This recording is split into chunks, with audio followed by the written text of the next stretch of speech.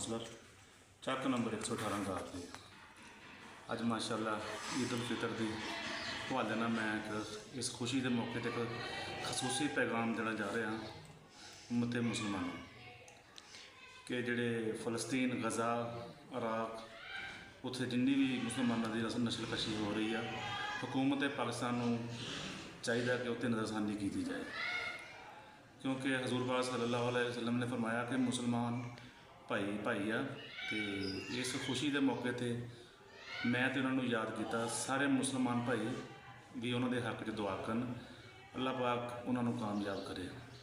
जिन्ने भी साडे मुसलमान भाई शहीद हो गए अल्लाह पाक उन्होंने जन्नत जगह दे और अगे भी उन्होंने कामयाबी अता फरमाए।